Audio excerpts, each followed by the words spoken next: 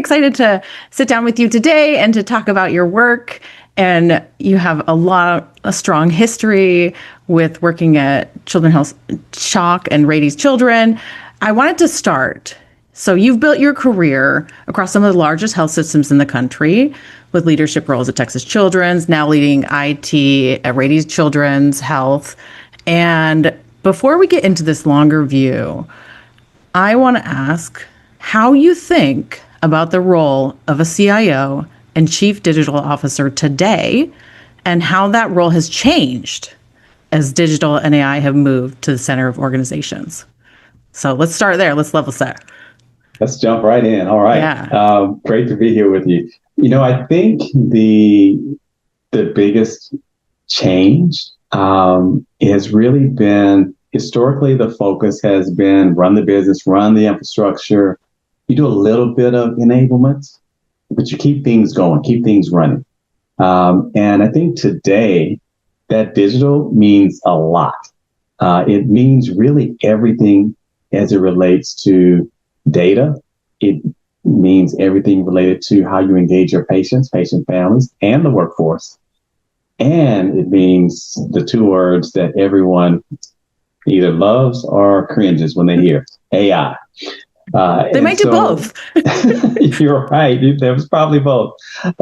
And so that's really the biggest difference in what the expectation is. We're supposed to know all of those things. We are supposed to be able to enable the organization with AI, Gen AI, digital. We're supposed to do all of those things. But I think the other element of that is there's just an expectation that we are a real partner with operations, and we are able to align what their needs are with these technologies to drive better outcomes for their service lines, for our patients, patient families. I think that's the biggest difference. We're doing both. We're transforming, we're modernizing, but we're also keeping everything going. Right. And I think it sounds so simple when you say it, but it's a huge job. And without it, you kind of fall apart. I think about this yesterday. I didn't have internet, so things just didn't happen.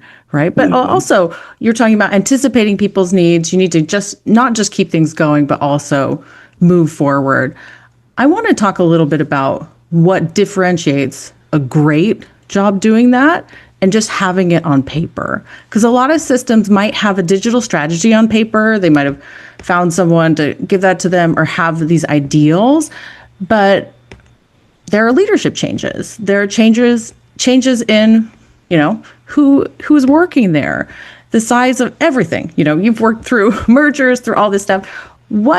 How do you approach that digital vision that can survive so much change, not just with technology innovation, but also with people and everything? And what have you learned about getting aligned? So it's not just something you say you're going to do. Right. So I think there's a few things that are really critical. The technology is important. Love the technology.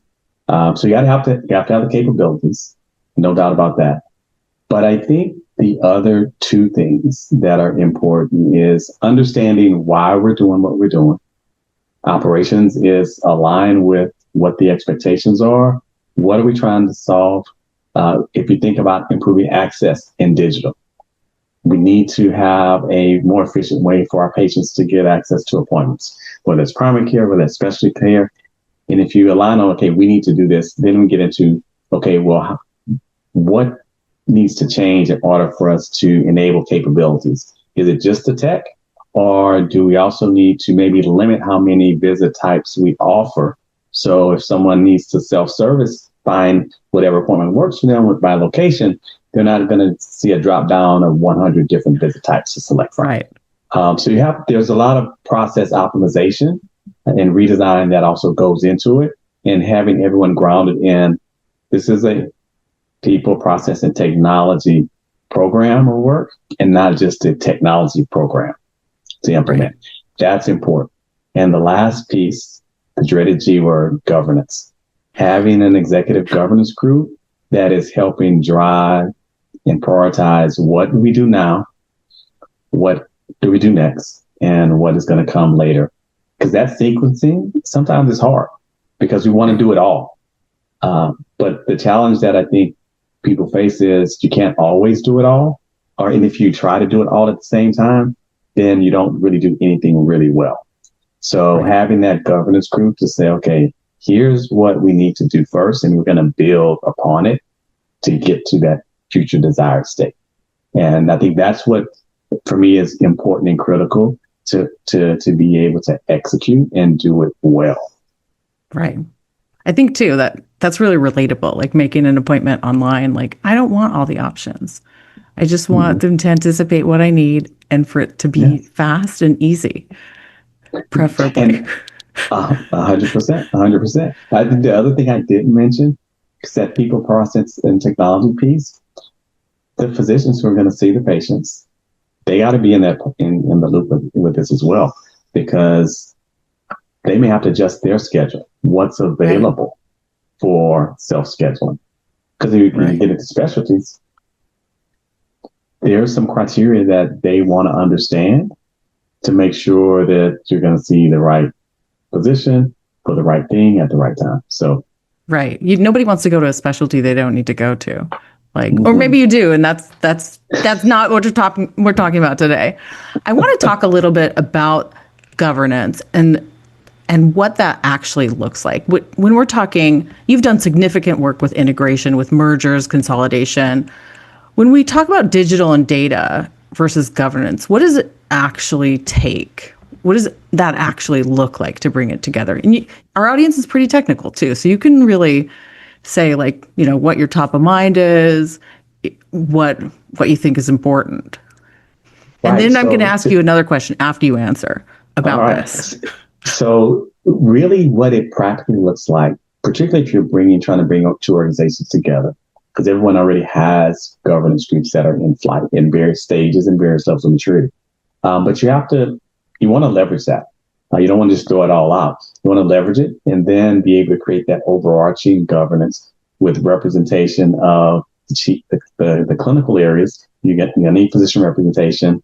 Patient safety, quality is critical because we're here to deliver the best and the highest quality care. You got to have that. And then revenue side is important. And then some of the other operational, nursing, having those leaders really guide what is most important, what kind of insights do we need that we don't have today.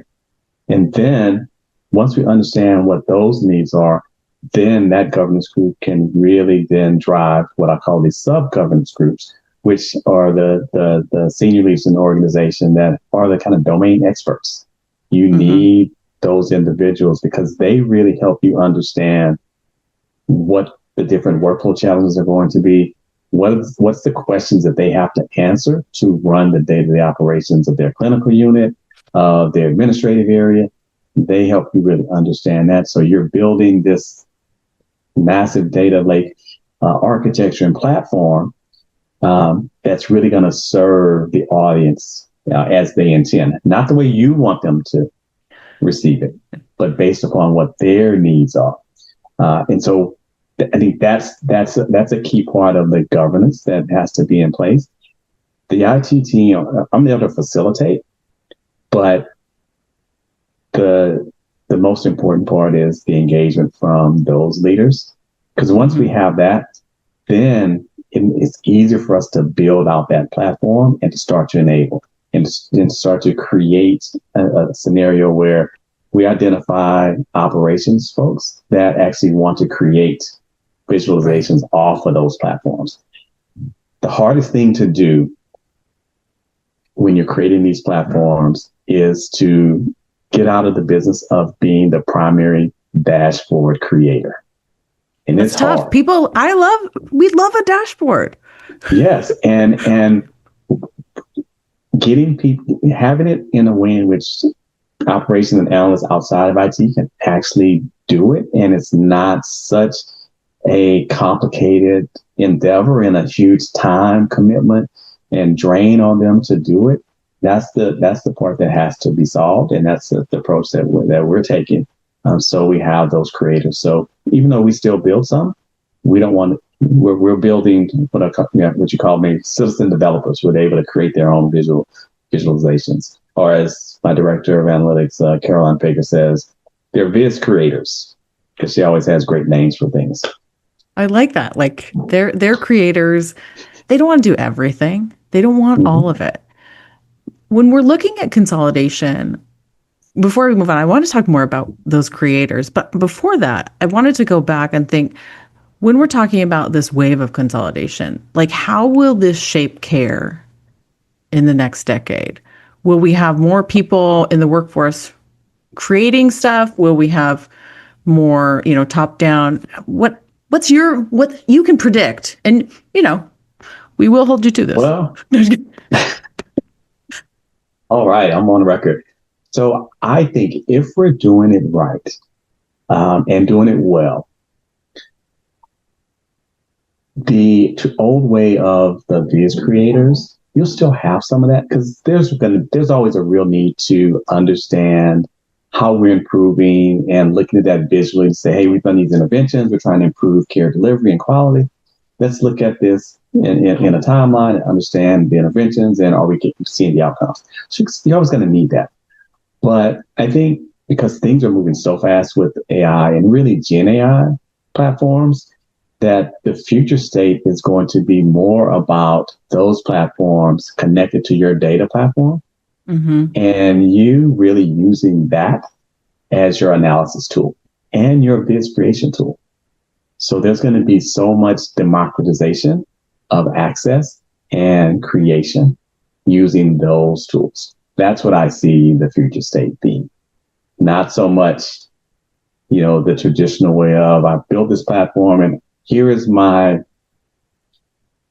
click view. Here is my Tableau. Here's my Power BI. Those tools are important, and I've leveraged them. Yeah. But we love you guys. We love all the data viz people. I don't know that that's going to be the way. At least for me, if that's still the primary way in which we're doing visualizations and creating insights, then I have failed in what we're trying to get to. Right. Although we love data viz, we love the Excel World Championships. We need more people to be involved in it to be more fun. We need to amp that up. Because ask for what you want. Right. Prompt it out. And it's going to create that visualization for you. And if you need to refine it, then you can refine it. Or you're going to prompt it again and say, I need a different longitudinal view with a scatter graph, and because that's the best way for me to present the information. That's going to do it. Right. Imagine having your own private data scientist available all the time for what you need. I love 100%. It. Let's talk a little bit about how you've developed that, because you've been driving this launch of private generative AI platforms to support administrative and clinical work. Is that correct? Yeah. That is correct. So let's talk about that. Why did you choose that private platform path rather than just the vendor, relying on one person? And how does that make it decision-making possible? Like, are people really doing this? Well, yeah. So this is how we looked at it, and I'm hear me reference my director Caroline Fager, because she really came into the organization. I hope she's here. I hope so. This is her test if she's listening, right? Yeah. Because she came in a couple of years ago and basically said, "Hey, here's what you guys have been doing. Based on everything I've heard from everyone, we need to do this differently." And so we went about this plan of creating a data platform that could serve our hospital operations, but also we have research data scientists in the research group. They have very particular needs. And then we have data scientists that are also, I'll say, hospital operations focused, building their own models, integrating them into the EHR. They have slightly different needs than the research data scientists. Yeah. And so what we had before couldn't serve all three of those use cases and audiences. So she said, hey, here's what we're going to need to be able to serve all audiences effectively and well. That's scalable. And we went about going that path. Then, as part of that, that's when, AI really just in the marketplace and across the world became this hot thing, even though it's been around for a long time. It's hot right now. And it's super, super hot, super hot. sunburst hot. But, she said, we started talking about, okay, well, where do we really need to go? And so we said, okay, if we go down the path, we can't really leverage the commercial versions of these tools because HIPAA, security, we can't have our PHI and PI being trained out in the public domain. That's just a non-starter. Mm-hmm. So we landed on, okay, well, if we do private instance, can we really build this out in a way that allows us to continue to take advantage of the capabilities that come with the commercially available options? Although it's probably not a one-to-one, will that be enough to sustain and allow us to create differentiation and to continue to build products against it to serve clinical and administrative? And the answer kept coming back, yes. So we said, okay, that's what we're going to do. So in the midst of creating this new data platform, we also said, okay, we can do that. And we're also going to start down the path with our own private. And that's how we came to the decision. It had to be secure. We had to feel like the capabilities were going to allow us to add to it and build things internally while still taking advantage of the native capabilities. And secondly, we wanted to make sure that we're not limited to one. We want to be able to access multiple models. And so that was also important. And all those answers kept saying, yes, that's the way. That's how we have to do this. And that's the path we've been on. Yeah, that's the way to keep everybody's data secure and also develop new ways of doing things. How has that changed your decision making and your organization? Have you seen anything people should look out for? What's going great?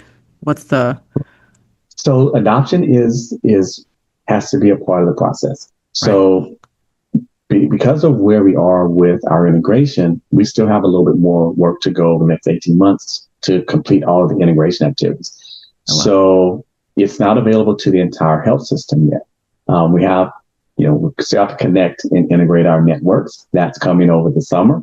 Once we're able to do that, then we can begin to give the broader audience of our workforce access to it. But so far, the groups that have been using it, it's been a knowledge base. And so we're getting really good traction there.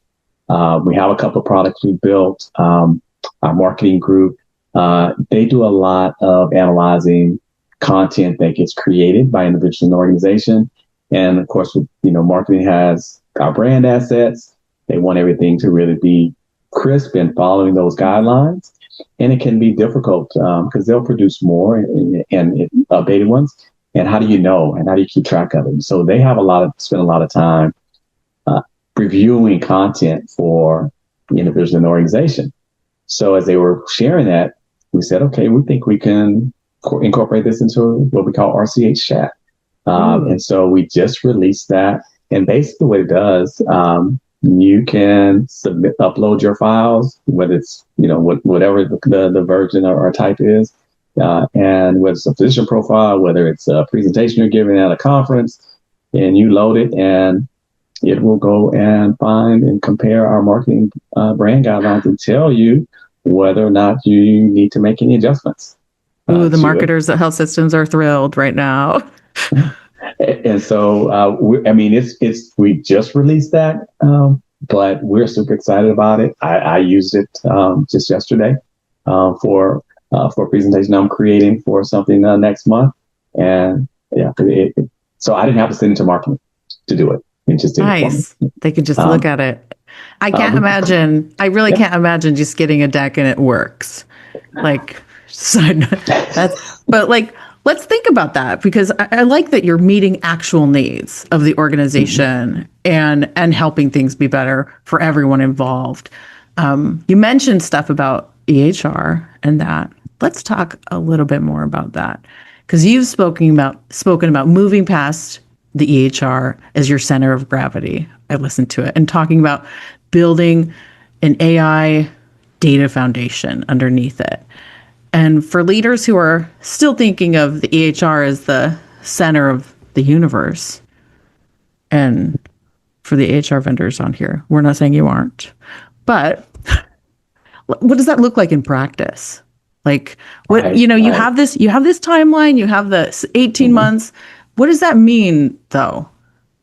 Right. So our EHR, we're unifying on Epic, love Epic. Yeah. And they have tremendous capability. So it's not throwing shade on them. But the philosophy and approach to creating that infrastructure that you can build and leverage AI and Gen AI on top of has to be agnostic from my lens. And so what it looks like for us is we have a legacy of another EHR vendor that was prevalent, and we have a lot of that data. It's important. We're going to need to keep that. But as we unify on Epic over the next 18 months, we start to pipe in that data into the platform. So that's where the integration of the data and the assets from both legacy organizations come together. And that's where the power and the magic can begin to happen, because you have that combination and wealth of data across. So as we bring that over, the intent and goal is before we get to that unified EHR platform, we'll already have all of that data in. We'll start to enable meeting with operations collectively.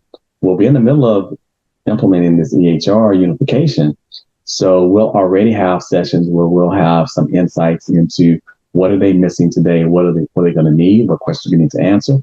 So we'll be able to glean some of those insights and start building some products against this newly integrated data platform. So it's not only just some visualizations that are going to be important for us to track and monitor performance, but it's also going to be some of those Gen AI products. So Ask the Data is what we call it. That just launched for a focus on our census types of data elements. We're going to build that out even more over the coming months of the rest of this calendar year, so it becomes more robust. And as that Epic data rolls in, it just incorporates. And so by the time we get to that go live and unification of one EHR platform, we're going to exit with this wealth of insights that is going to be driven by this private LLM that we have invested in. And I'm super excited about it.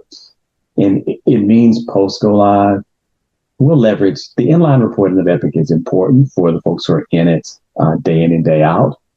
But for those who are having to analyze and forecast and look at things more holistically, what do we need to do in the next 90 days? It's going to give us capabilities that we didn't have at a speed that we weren't able to produce previously. And so that's what I really mean by moving past the EHR as the center of the universe. This combination of data and these AI tools becomes how everything happens. Right. Even though you have these things underneath it and these inputs that are coming from these core critical systems, that becomes the foundation and the core infrastructure for everything else. Yes. Yeah. And then you're not held hostage by your legacy data. You're letting it add to your organization and contribute to a better system. What are the things when people are talking about this? What's the hardest part? And what do people not talk about enough? You don't have to call yourself out totally, but I think sometimes we only want to hear the good thing, but like, what are the conversations that are being missed? The hard part is getting the data platform and the data organized and cleaned for use. You can't really leverage AI and really take advantage of it if you don't have a good organized data structure and platform. Obviously, with LLMs, you can search unstructured data. Yeah. That's important. But you have to, if you don't have it, then it's effort. It takes a long time to get that clean. So that's hard. Changing to a new data platform architecture is hard because what you had before, you have to make a decision. Am I going to recreate all of the insights that I had before? And we didn't do that. And that hurt. It hurt some of our customers. And then because of that, it damaged, what we had been doing previously by serving them. And so we have to perform service recovery. Even though, we felt we communicated, that's what was happening. We didn't do a good enough job, I'll say, continuing to have that conversation and making sure they understood that. So that's hard. But once you get that piece done, then you can do all these other incredible things faster, more effective, and you can get to the really fun and cool stuff. Oh, I love that. And I think too, when I was looking at your work, like getting to the good stuff is nice. I also like that you in your work always bring up how important it is to improve the patient and employee satisfaction at the same time and not trade one for the other. And I thank you for that story of like sometimes when you change things, things get lost and then you have to fix it. So how are you using tools to uplift your clinician and staff experience? And how do you know when you've arrived? Oh, great Instead of question. them just like being nice to your face.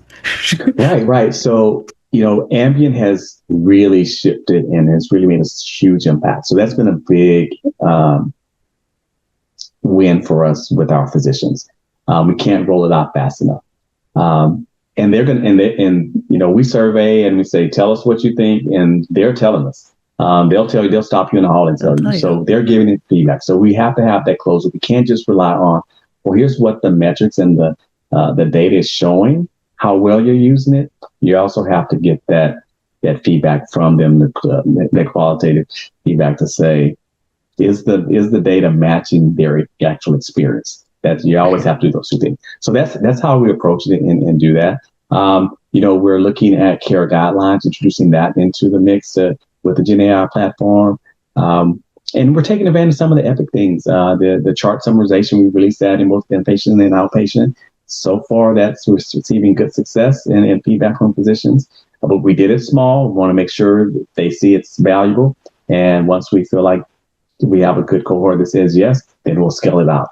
And there's so much more that we'll do in that manner. But we don't want to just do it big bang. We want to do it small and say, tell us if this is really helpful.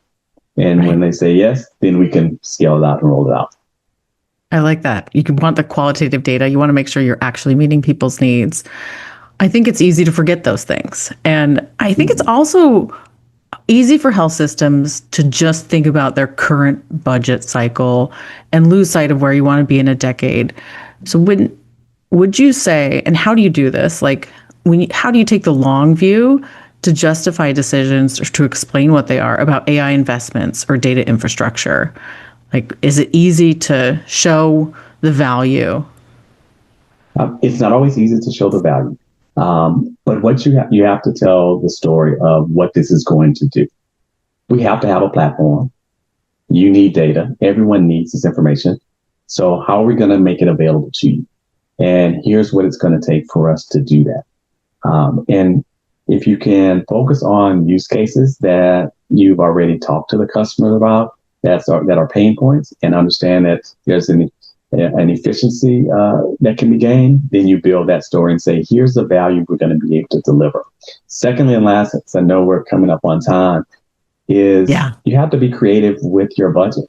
And sometimes you have to make some trade-offs and say, okay, I'm not going to do some of these other things that I've been doing. I need to shift that investment to this domain. I need to shift it to Gen AI, to AI and data, because that is what is going to really catapult us. And so you have to do some of those things as well. I like that. Like you have to be creative. And to close us out, I have one question. I want to hear what's good right now. What's something that's happening that you're proud of? We need to end on a good note. And we always ask people, 5 good things. Like, what's our good thing right now? What's something that's keeping you working? So I'm gonna, because that's what I do. I'm gonna give you 2, not just 1. We'll accept it. We'll allow it. The acceleration of what we're doing with RCH Chat is super exciting, and I am so excited to build more and introduce some of those capabilities to the broader Rady Children's Health organization. So I'm super excited about that over the summer and to be able to get there. I think it's going to really shift how we operate fundamentally in a way that's going to just be transformational for us. And I'll say the other thing is it's the people. So we're in this military integration and building this technology organization has been really, really fun. It's been challenging. But we're creating a team that is going to really drive the organization forward, and getting to know everyone has been really, really exciting and fun. And hopefully, they're getting to know me, and we're going to come up with this. It'll make us a much stronger and more discipline-focused technology organization. So I'm excited about that. I love that. So always have to do one technology thing and one person thing. So that was a great way to close out our day. And I want to thank you for your work and for sharing some of those insights.